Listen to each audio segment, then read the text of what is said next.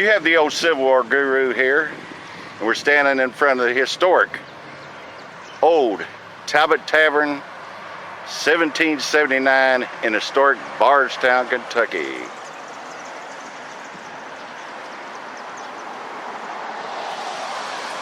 Now we're going to walk inside and visit the original tavern. Alright, you have the old Civil War guru and our cameraman Kenny Rogers. We're in the original part of the Talbott Tavern, the original tavern from 1779. Now all you Civil War buffs, sit down and put your seatbelts on, because here's who's walked through these doors.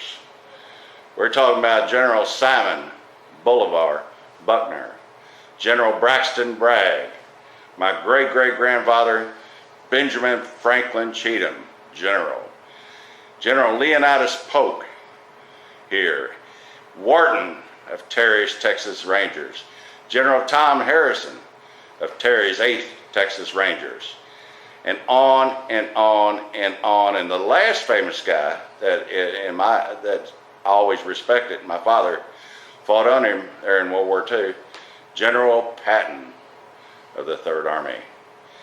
But through these doors, it's incredible. All this history surrounds us. And again, you're in the historic Talbott Tavern. This is the #1 bourbon bar in the state of Kentucky and maybe the United States. But we know 100% that it's the #1 bourbon bar in the state of Kentucky, right here in historic Bardstown, Kentucky. And I'm going to get Kenny to come up a little bit closer on the mural that's behind the bar, and then we'll bid our farewell. All right, guys, we got a little bit better view here of the mural that's painted behind the bar in the original tavern of the old Talbott Tavern. And remember, this is another historical point about this wonderful hand-cut stone building. This is the oldest operating stagecoach stop / tavern / political get-togethering place. This is it, guys.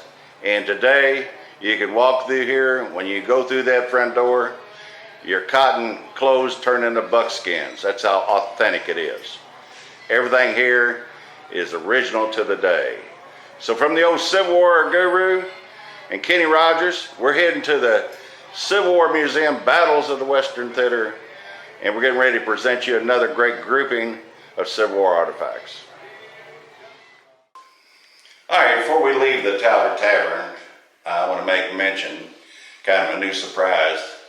The Talbott Tavern, the Kelly family has acquired the original Jesse James pistol, documented, and it is, I've looked at the documentation, it's fabulous. And that display is being put together at the Talbott Tavern. Now Jesse shot some holes in the wall on the 2nd floor. But when you come to the Talbott Tavern, all the other ambiance we talked about, well, one of my favorite guys, Jesse James and Frank, both renting out this tavern from 1865 almost to 1880s. Donnie Pence, who rode with Jesse James, and of course they rode with Bloody Bill Anderson and Quantrill, they were all here. But Donnie Pence was the sheriff of Nelson County after the war. So Jesse and Frank, they had free hand to do what they wanted to do.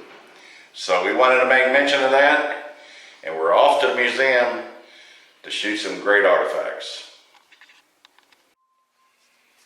All right, we're in the Battles of the Western Theater Museum in historic Bardstown, Kentucky. And again, I'm the old Civil War guru, and I'm going to be your voice of the day. And we got our action man, Kenny Rogers, on the camera. So let's get started on the first item of this particular video. What you see in front of you is a 1850 staff and field sword. And it belonged to a cavalryman. And his name is Colonel Joseph T. Wheeler, W-H-E-E-L-E-R. and he's of the famous Todd Scouts of the 4th Independent Battalion of the Ohio Cavalry. This guy was a crackerjack. He was fearless. He would charge. He would do anything and everything, and he loved to get in trouble. He got court-martialed once for allegedly stealing horses from the Confederates, and they exonerated him. But he's just a man of action and another unsung hero of the Civil War. Well, what the Todd Scouts' primary duties were when they were formed was to hunt down Confederate General John Hunt Morgan on his great raid in through Indiana and Ohio. And after General Morgan was captured up in New Lisbon, Ohio, they moved Todd's Scouts down to Kentucky. And he spent most of the rest of the war in eastern Kentucky chasing guerrillas. And there were plenty of them. And this boy did a fantastic job. And he also fought in 3 major battles, Joseph Wheeler did, in Shiloh, Perryville, Corinth. And I love these battle honors are engraved on a sword, and Kenny's going to get up there. And there's also a little town called Crab Orchard, Kentucky. And of course, Highway 150's passed it by in the last 15 years. But this is a little town, and it's a 90-degree turn, and that's it. But it had a railhead there. And Morgan would love to flock down there. He had a lot of local support. And Todd's Scouts were down there engaging him. And it's engraved on the scabbard of the sword. I love that. Crab Orchard, Kentucky. All right, Kenny, we're going to get up here and let Kenny do his work. I'm going to take a step back and let him bring these guys up. And again, we're bringing these guys back from the grave. I had a friend that was a Sioux Indian. He says, you never die. Your spirit always lives as long as somebody's talking about you or singing your accolades. So here we go, Mr. Wheeler. Do your magic, Kenny. All right, what we have in front of you, it says, presented to Colonel Joseph T. Wheeler, Todd Scouts. That's the top part of the presentation. And now we'll have Kenny move her down and get the battle honors on it. All right, now we got the battle honors on there. We had to take the sword actually outside. And it's this absolutely spectacular presentation on there. Plus, what I did mention on there, also beside Crab Orchard on there, it's Camp Dick Robinson, which is up around Rockcastle County, Kentucky. And then there's another, it looks like some courthouse mountain, which I couldn't hardly pick that one up. The rest of them you can see. And I think Kenny's got us a good shot there. And we'll just leave it there for a second. All right, Kenny, it looks super. All right, what we have in front of us here is Captain Issac Dains, D-A-I-N-S, of the 50th Regiment, Indiana Volunteer Infantry. Now, this gentleman here, at the age of 30, he joined the 50th Indiana in Camp Morton. He came down to Bardstown, Kentucky, with Company D of the 50th. And on December 25th, 1861, he headed to Bowling Green because all the Confederates were gathered down there.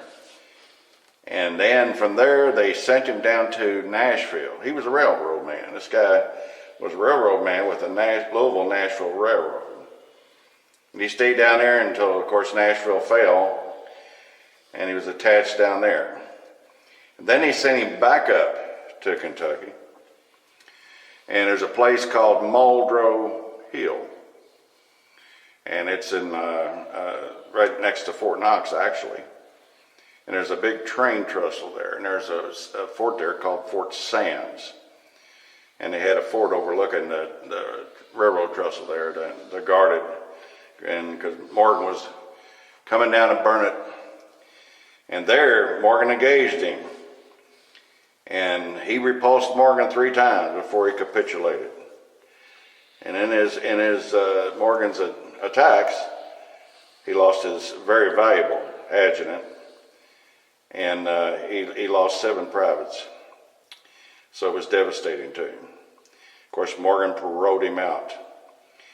And then he went down to Mumfordsville, Kentucky. Now, he was there when all the action happened. And this is a real cool story. Braxton Bragg's invasion of Kentucky with Kirby Smith. And they came up to Mumfordsville. And actually, Bragg wasn't even there. He was just a little bit behind them. And they surrounded the emplacement there where Capt. Dains was.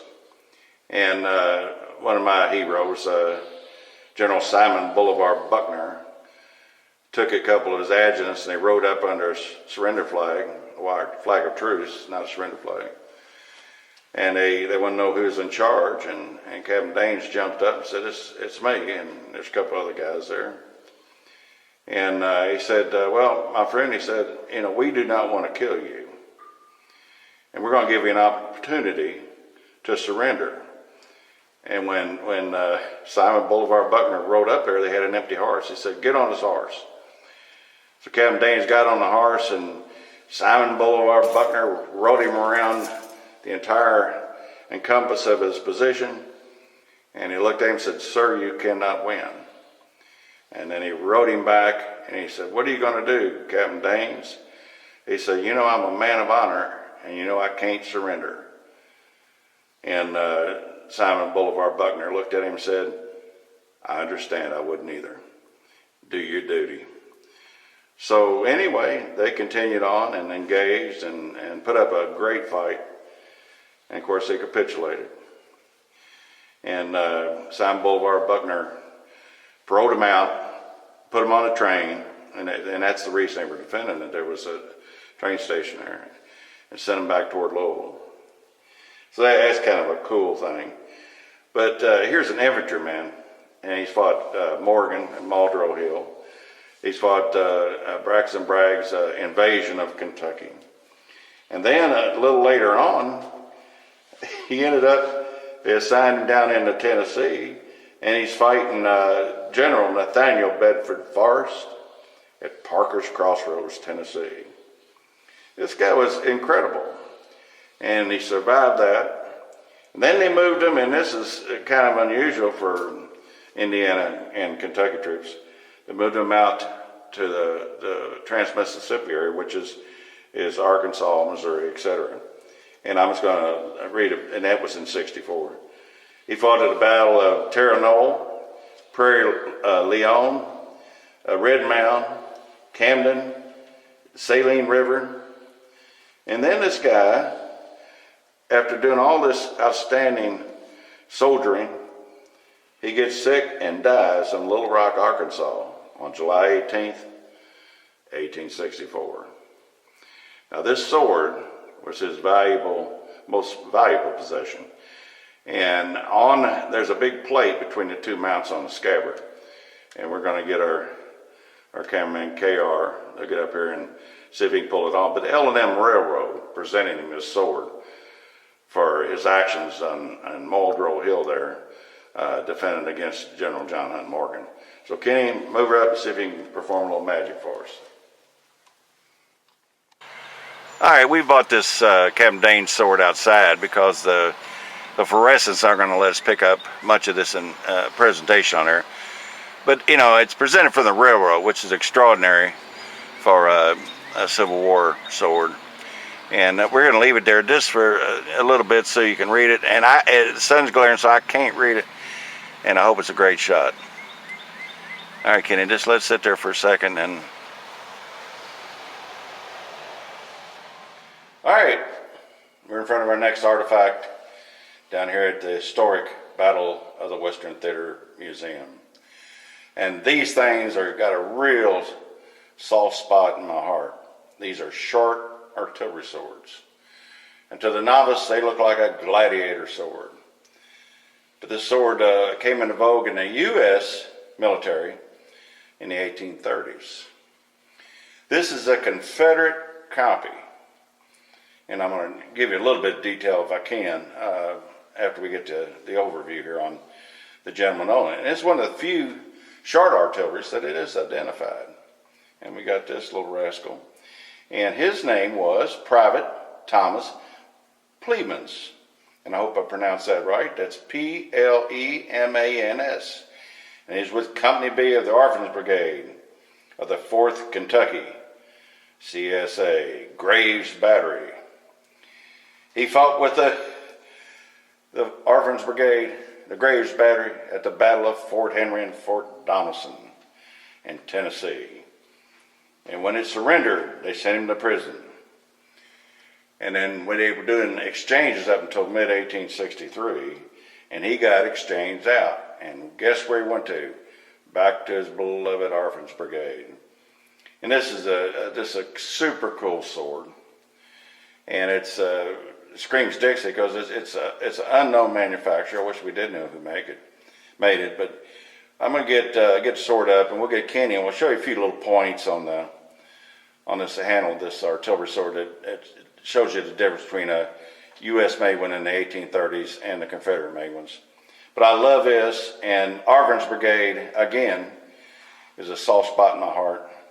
And right at the turn of the century, around 1900, they had a super large Orphans Brigade reunion here in historic Bardstown, Kentucky, down at Spalding Hall. And their keynote speaker, one of my favorite generals, General Simon Bolivar Buckner. All right, Kenny, we're going to move the camera up and see if we can get a little bit better shot on this thing. All right, Kenny's done his magic again.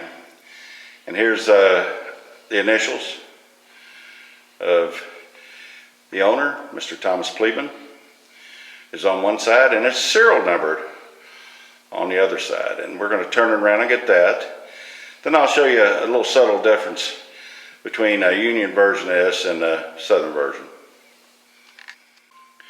All right, I have no idea why it has 127 on it, but it's been on there since its birth. These were made by obscure manufacturers, and they call them a kind of a Dog River style sword. And then from the layman's asked me, well, how come it looks like a gladiator sword and it's so short? And just for the layman's, that these were the guys that loaded the cannons, and they would carry these little short ones.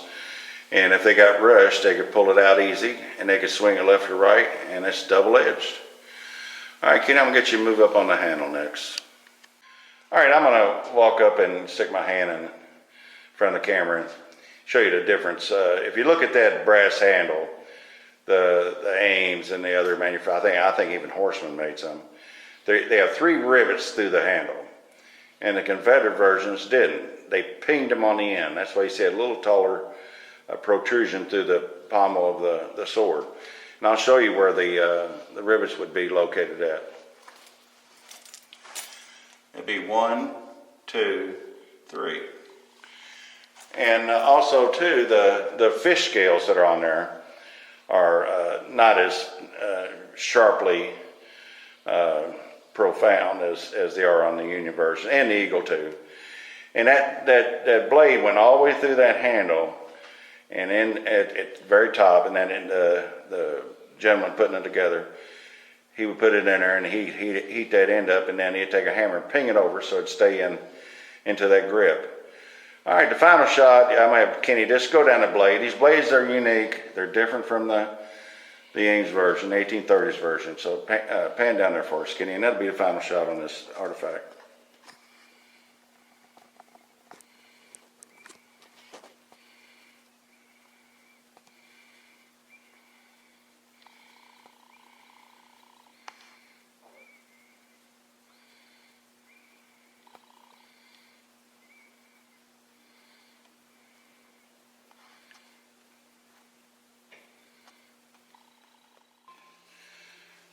Hello, my name is Steve Munson, and we're at our next artifact, and this will be the final artifact of this video. This is a presentation sword belonging to Major John Ferris. That's F-A-R-R-I-S. He was first in the 5th then later the 9th Kentucky Cavalry. He was born in Bourbon County, Kentucky. That's Paris, Kentucky. That's a little north of Lexington in 1823. He enlisted as a private at Camp Dick Robinson. Now, if you remember, we just shot a video of Joe Wheeler, Union Joe Wheeler, and he also was at Camp Dick Robinson, and that's in Eminence, Kentucky. That's north of Shelbyville. He did that on October 25th, 1861. He was commissioned first lieutenant in the 5th Kentucky Cavalry. He fought at the Battle of Shiloh. He fought at the Battle of Corinth, and for his meritorious service and gallantry at Shiloh, he was given the command of the 9th Kentucky Cavalry, and he was elevated to the rank of major. And also another footnote, in our museum, we kind of specialize on Morgan and guys that chased John and Morgan.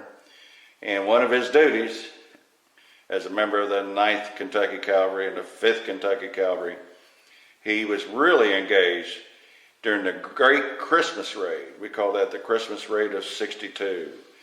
When Morgan took off and every Union gentleman in the world that could ride a horse was chasing after him. And he would actually, during that pursuit of Morgan in the Great Christmas Raid of '62, he was thrown from his horse, injured his hip. But he continued on, and then by August of '63, he couldn't take the pain anymore. So they sent him to Louisville, Kentucky, where the hospitals were, and they put him in command of Barracks Number 1, and that was in August of '63. He stayed there till the end of the war. This is a fantastic presentation sword. In our day we get to say it's got a lot of bling. It's been silver plated. I don't know how they did that. But it's so shiny, Kenny Rogers going to have to do a Houdini act on you to get this presentation. It's got a real cool presentation on it. And it's just a wonderful sword. And again, it's been silver plated, which is unique. But another great patriot from Kentucky. And a gentleman that chased, one of my favorite cavalrymen, General John Hunt Morgan. And again, Western Theater, and I'm standing in the mecca of Western Theater, right here in historic Bardstown, Kentucky. All right, Kenny, get up here and do your magic, see if you can pull that presentation up. All right, Kenny, again, pulled the Houdini on it. And it looks like you can read most of it. I hope you can. Again, we're in the subdued lighting here in the museum. And I also want to get a couple shots of the mounts. This spectacular. It's got this beautiful feather eagle on one and panoply on the other. And the guard's got a magnificent federal eagle on it. And again, this is all silver plated. Breathtaking sword from a collector's standpoint. I love it. All right, from myself, the old guru, your voice of the day, Kenny Rogers, the cameraman. We don't know where he's come from, but he's super duper today. And the board of directors of the old Bardstown Civil War Museum, Battle of the Western Theater, we bid you farewell.